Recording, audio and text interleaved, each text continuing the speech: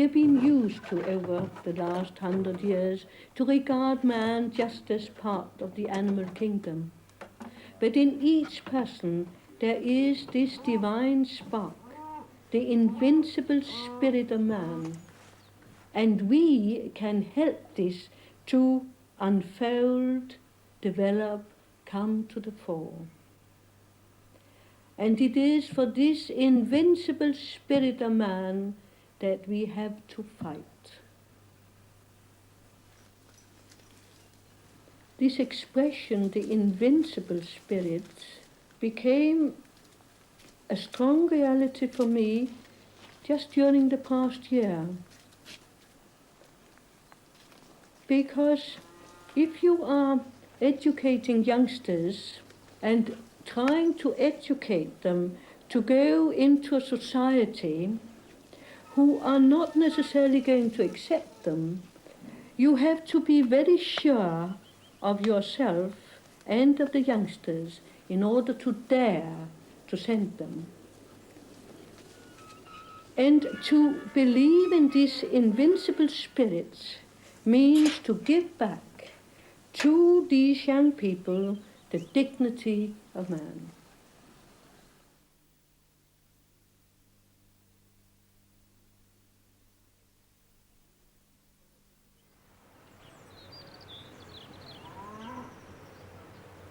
I think Coleg Elidyr is really a dream come true, because having worked with adolescents for a quarter of a century, having experienced the hardship of these youngsters for whom the world had no space, it became an all-overwhelming urge to show that they can take their responsible place in a life situation, that they have got something to contribute to the world of today, and perhaps something which is more important than what other so-called more fortunate youngsters can give to the world. They have possibilities to call up in other people the best. To be involved with the Camp Hill movement for 22 years, one has to believe in the principles expressed by their inspiration, the late Dr. Karl Koenig. You've got to believe in community living and sharing work and resources. You've got to believe fundamentally that all individuals are equal. And finally, you must give everybody the freedom to grow beyond his own limitations. Here in this beautiful valley, we have set up the only college of its kind attempting to do this in Britain.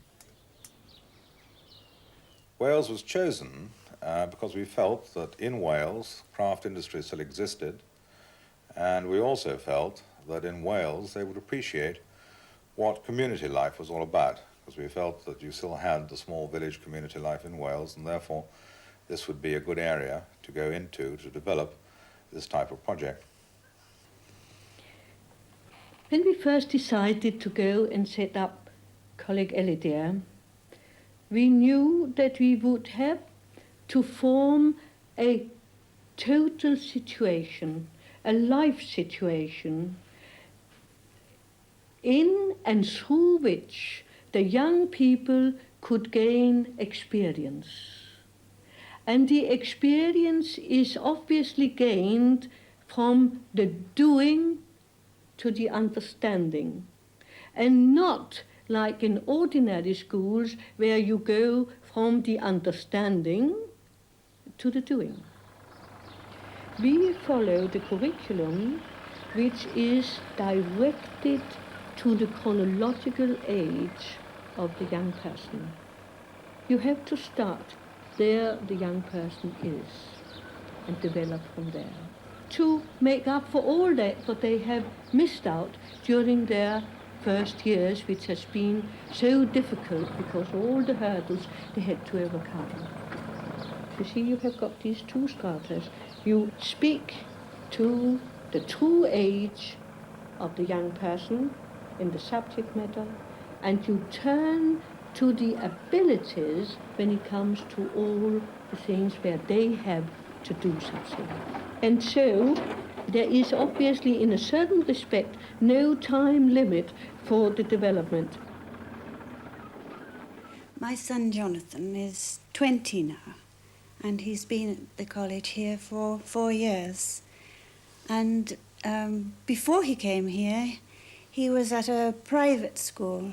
As we've got 2 mentally handicapped children, it became too difficult to look after them both at home, especially as Jonathan was difficult. They're both so very different. David was such a baby and needed cuddling, and Jonathan, you couldn't touch him somehow. Physically, that is, he didn't like this. And his behaviour was very difficult within the family, and so we found it advisable to find a place for him. And the only place we could find was in a private school, which I was never very happy about.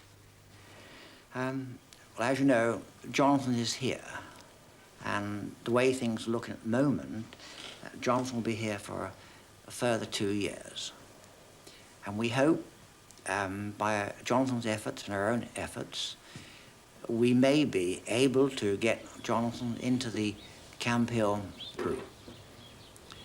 We think this is the philosophy which is ideal for Jonathan, because, as Aileen said, that he's a totally different boy, and he needs this complete shroud of, not care, that's the wrong word, we never use the word care, but it's this mutuality where everyone is dependent on everyone else.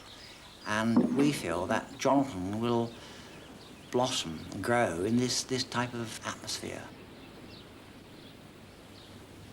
The situation of the parents to whom a child with special need is born is always a situation of shock and disaster. Now let's cover them up together.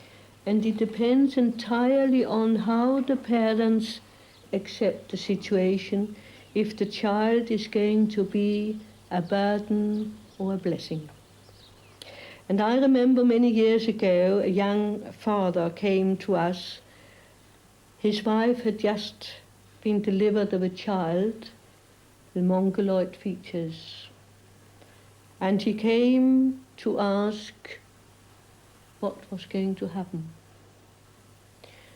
And we talked to him for a very long time, and I remember that when he went out of the door, he turned once more and said in a kind of grudging voice, "I suppose I will now have to become a Christian." And this is the challenge which these children give to us, that we have to change. We have to change our preconceived concepts, our ideas, all kinds of things we have to change, even our way of life, our lifestyle, to accommodate their needs. And if we are willing to do that, then the miracles can come to pass.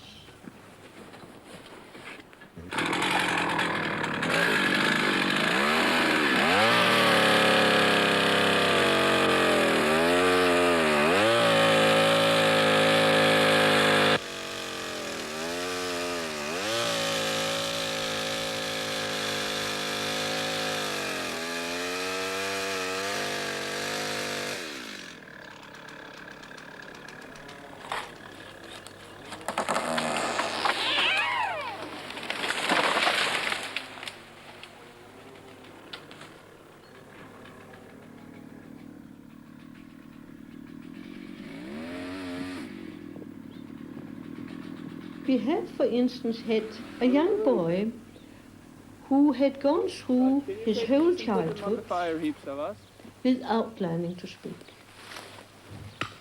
And one has to realize that if you haven't learned to speak, you can also not learn to think.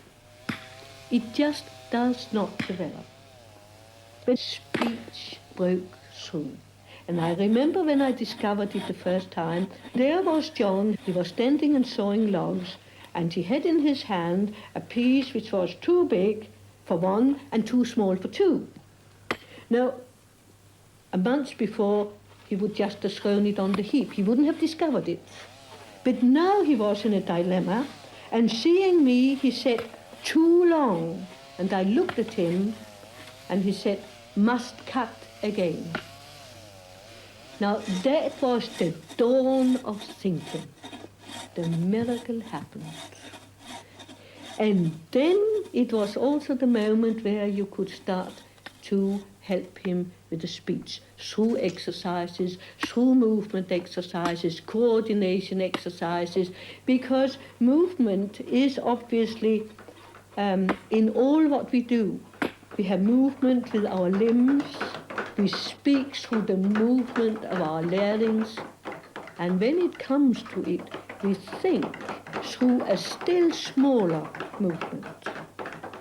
And so if the big movement is disturbed, the small and the smaller one is disturbed too. And so you have to always not go straight to there where the disability is, but you have to build up around it until it breaks through, and then you can start to develop it. The flowing of the water in the ever-living fountain, the rising and the setting of the sun upon my way, the wide encircling of my own horizon, the heavens above, the earth beneath my feet, the roots that rise to stem leaves, flowers, and the falling of the seed. John, today we'll bring the flaming fire of St. John's. Okay? Now, you go there. Now, forge me. Oh, we need fire, John. Flaming fire, like last Saturday. Let's have it. Forge me. Good, with fire. Good, a sword. For my smiting. Smiting. John must listen carefully first. And I give a gift to you. You listen for it. And then send it flaming on this towards me. The top of my head should be red hot with the flame. Forge me. With fire, John. A sword. For my smiting. Good, John. Today we're going to talk about words. And I think it's a fault perhaps of the British people that they've got very few words describing things. And I think we must all try and be a bit original in our way of expressing language, because we can all write letters or speak to each other and we can use the same words repeatedly. And one of the words which I never allow nice. And, there's all kinds of words which you can use instead of that to describe a person. Sophie, can you think of one of them? Courteous. Yes. And another word like courteous, Vanessa? Or Alistair? Can you think of another word like courteous? When you curse somebody. No, that's not the same thing. That's something quite different. Pleasant. Pleasant. No, the word pleasant. Pleasant. Yes. Pleasant. Any other words that you can think of? Pretty. Or another word that means the same as pretty? Pleasant. Pleasant. Maria? Friendly. Friendly. That we thought was really much, would substitute for nice, didn't we? Because you wouldn't have a nice person who wasn't friendly. Most of the time, anyway. Wendy? Helpful. Helpful. Yes. Vanessa? Sociable. Sociable. Yeah. What does it mean to be sociable? I don't know. I think you used the word. be able to get on with other people, do you? Yeah. Be sociable. Huh? Imagine from the wool from the back of the sheep, the shearing process, and then over the washing, the carding, the spinning, the dyeing, the weaving, the making of the finished garment. You see, if you have done that, then your life has become richer, because you know how things are made. You know the value of it, because you have felt the texture. You have seen it from the one part of the process to the other, and the joy is then there. It's not a job. They're not going home at 5 o'clock. But they are part of a life situation where they have a part to play, an important part to play, a part which cannot easily be taken over by somebody else. And knowing that it is so for them, they also know that it is like that for the other one. And they therefore appreciate what the other one is doing and the achievement which the other one has done. And it is to be seen as a kind of path of self-knowledge. And we as teachers stand back in awe and wonder and see this happen. I think that these youngsters have got a possibility to create the situation a mutuality. That they come towards you with their friendship, with their expectations, and if you in return recognize them, you can create the situation which is so utterly human. They also have got a possibility to just be what they are, do what they can, not for the sake of ambition, but because they are able to serve, selflessly serve people or the earth as they see it. And for them, the tasks which others might call menial and not really worthwhile taking on are tasks of great importance, because it brings them into contact with other people. To be able to weave a piece of cloth which is absolutely perfect at the edges, to bring the cows to the field, and to stand just for a moment and look at these cows, and you can feel this totality of experience which they have.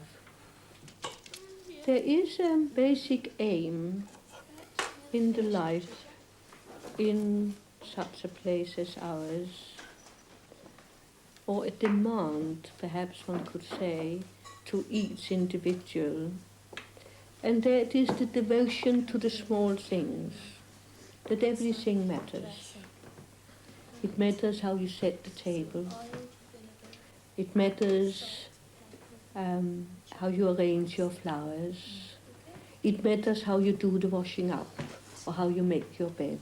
All these small things are part of a lifestyle, and the attempt to form good habits is an obvious part of the development of the individual person.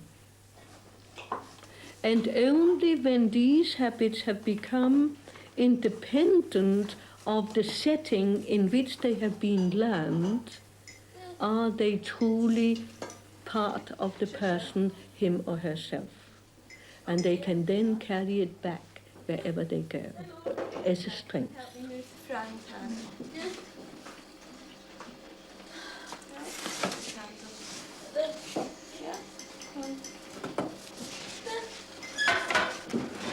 I now work in a cafe.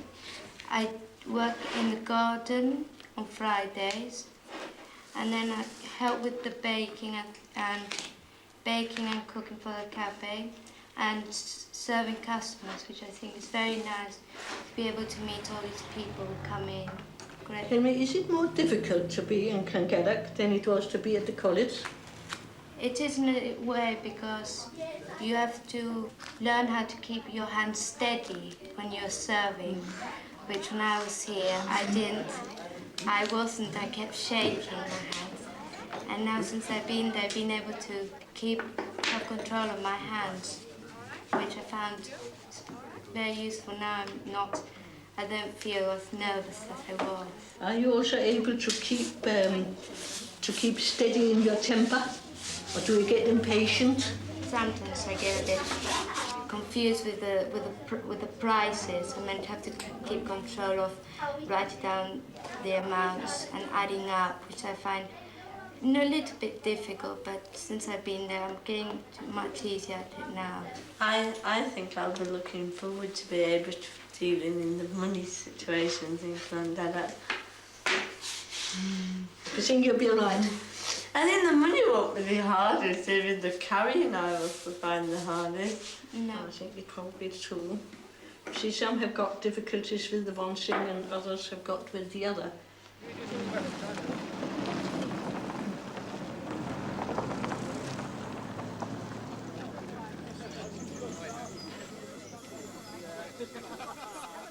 Some people think that Coleg Elidyr is remote. We rather feel that we are as busy as Piccadilly Circus because the world comes to us. As students are admitted, so are parents, grandparents, brothers, sisters, family, friends and officials. And they all come. And as the path of learning starts for the student, so it does for everybody else concerned.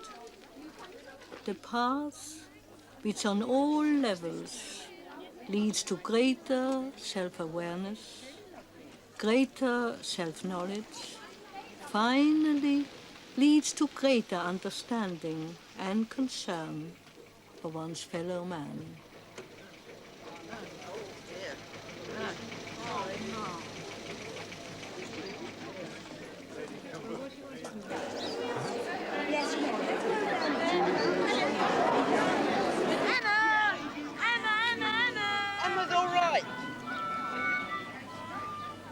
Integration can only make sense for these youngsters if they are going to be accepted as people in their own right.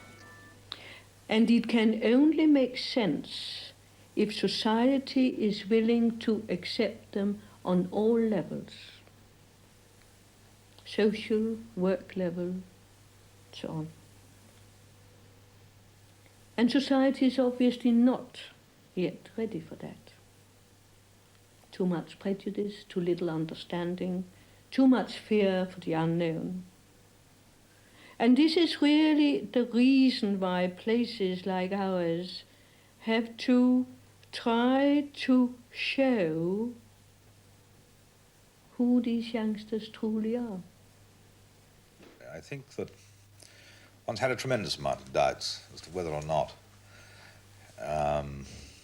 you can actually make any project viable. The one big worry that one has always is what happens to one's child after one has had the statutory education. Well, that's the $64,000 question. Our immediate problem is, will the college take him for the next 3 years? The 3 years gives us breathing space. At the end of 3 years, I don't know. I don't think either of us know. The college or my wife or I know. We're hopeful that the college can do something for him. And we're hopeful, in the extreme, that he can leave the college and become a, if I can put it this way, an ordinary member of society, that he can go out to work and be capable of looking after himself and maybe one day move away from home. I don't think that's likely. I think the second biggest worry is what after Coleg Elidyr. It's the syndrome. In other words, when you die, what happens to them, you know, and so forth. And I think that there are half a dozen things that one spends one's lifetime thinking about, and that is you've got to set up new projects, and you've got to set them up every year, and you've got to make quite sure you've got places which give them a worthwhile life. They are not going back into hospital to be treated as vegetables. I mean, that's the fundamental, it is ridiculous. There's no doubt about it that you can train and develop and produce a first-class, worthwhile life for any child. It doesn't matter really how bad he is. You know, there's no doubt about it. Education. I've seen people here. My own son couldn't walk, then walked. I've seen him unable to express himself, couldn't concentrate, like a butterfly. He now works solidly. He runs the milking down on the farm. He cleans the churns out. He has a worthwhile job. Well, there's no way he could have done any of those without going through this sort of experience. You have then got to find a place where you can actually go on doing that sort of job, which he actually likes to do, enjoys doing. And you've then got to set up something that's going to function in the future. And therefore, we have to fight for that, which will be increasingly difficult, namely to be allowed to complete and continue that process of learning and becoming and unfolding, which we know can happen to each one of our youngsters. And it has become more and more clear to us that time is the thing we are praying for. 3 years is nothing for this process. 3 years for education, but then we need the years for further education, for apprenticeship, for this learning process. And we have to realize that too, you as well as us, that none of us can do it alone. We can only do it because we are together. You like roasted sausage? There we are. Off you go. Sausage on.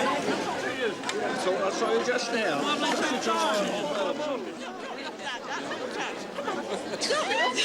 Yes, another talk. I said, you look at him in the I thought we were going to do something. Holiday in Scotland. How about that? Yes, Mum. Lovely holiday in Scotland. Yes, Mum is in Scotland.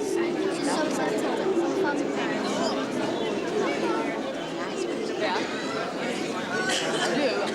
People like me. Drink beer. Sorry, are we in your way? What did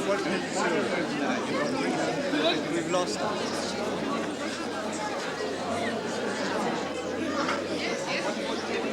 Just yesterday, we heard that Johnson had walked up to one of the parents and said, "Good afternoon, Mrs. Sewell, how are you?" And I would have thought that's a fitting recommendation to the benefit he had derived from here. I mean, because 4 years ago, he would never get him to say a thing like that. And if he can do that, I think it's fabulous, really.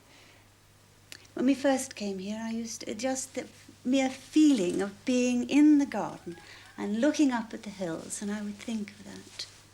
You know, I lift up mine eyes unto the hills, and that was my strength, yes. Were you too tired? Yes, I was, yes. Did you dance, Johnny? You've joined the dance team now, haven't you? Did they have a guitar playing last night? Yes, they did. Who played it? Larry played it, didn't he? Larry? It was good, wasn't it? Was David there?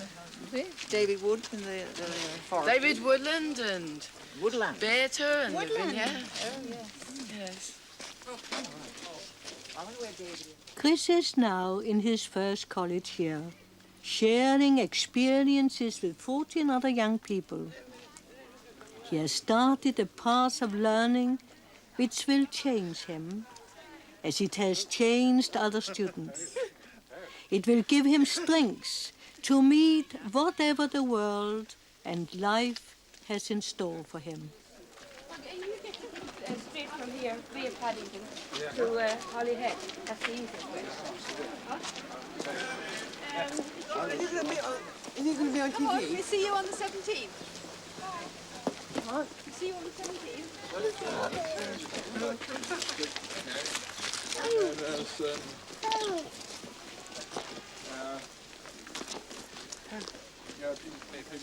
That'll be your birthday. And I set off on the 20th. That's it. And I come back on the 20th. Bye. Bye-bye, Charles. Does that do? See you soon. See you next time anyway. Bye-bye. You all right, Simon? See you. All right, I'll get him. I'm coming in first. Bye, Charles. Right, man. Yes, that's right. I don't want to leave this holiday. Bye. Bye-bye, Jonathan. Bye, Uncle. Yeah, see you soon. See you, Uncle. Yeah. We'll get your hair cut when you come back. Yeah. Bye-bye, love.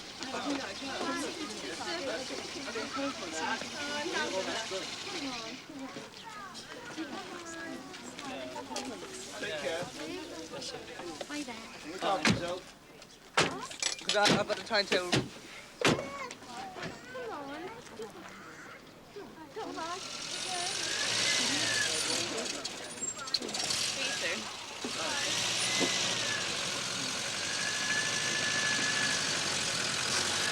Bye, sweetheart. Bye. Bye.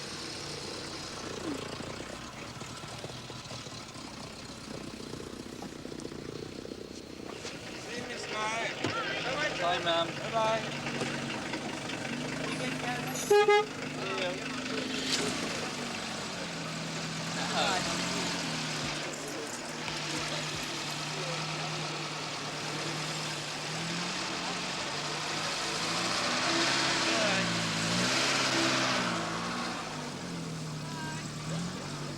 Have a nice journey. Bye. Bye. Have a nice journey back. One of my pupils came to me after a lesson on embryology where I had tried to explain about the beauty and the uniqueness of the birth of each individual. And she said to me, "But Beate, what about me?" And I said to her, "What about you, Lucy?" "Yes, they say I was born handicapped. What about me?" What would you say in such a situation?